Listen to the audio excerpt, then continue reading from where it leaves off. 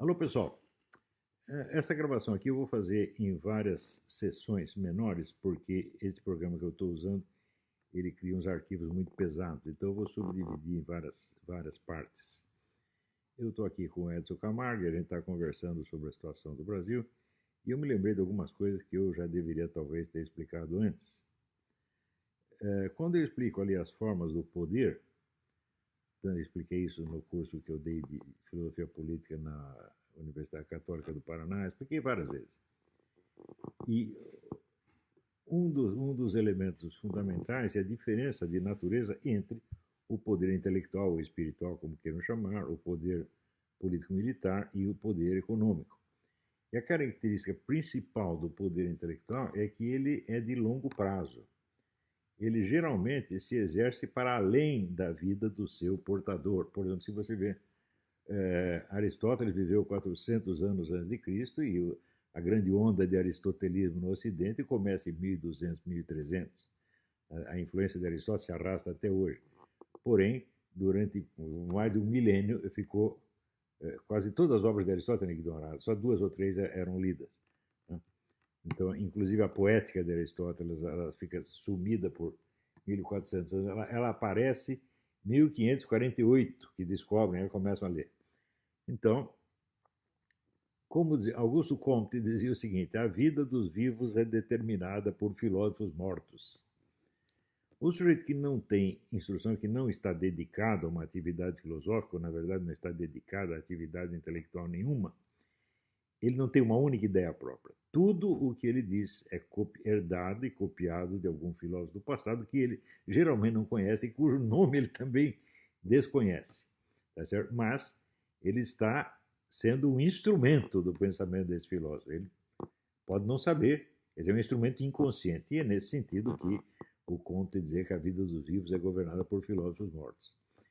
Isso quer dizer que a ignorância do cidadão em relação às fontes remotas das suas ideias dá a ele a ilusão de que ele está pensando por si mesmo, de que ele é independente e de que ele, sendo um homem prático, um homem de ação, ele não precisa desses filósofos absolutamente. Isto é assim, isto é, vamos dizer, talvez o espetáculo mais cômico, para não dizer mais grotesco, da existência humana.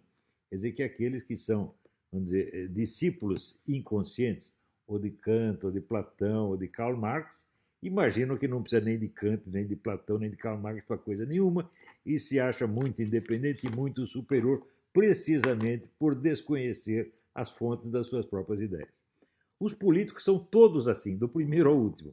Políticos, administradores, capitalistas, são quase todos assim. Os que não são 2 ou 3 gênios que estão espalhados e que dominam os outros, justamente porque são gênios. Mas, em geral, as pessoas que se consideram homens práticos são os maiores imbecis da Terra, porque se existe uma coisa que raramente dá certo é a tal da vida prática. Em geral, o que a gente vê é só você olhar em volta e perguntar assim: quantas pessoas eu conheço tiveram sucesso e quantas se deram muito mal? Olha, faça as contas e você vai ver. Os que têm sucesso é 1%, 2%, e geralmente são os camaradas que têm mais estudo ou que têm mais sorte. Então, eu quando planejei o meu curso, eu pensava o seguinte, que eu precisaria de 30 anos, no mínimo, para criar uma nova intelectualidade no Brasil, intelectualidade mais séria do que a que nós temos atualmente, e que se ombreasse, no mínimo, aquela que nós tínhamos nos anos 50 e 60.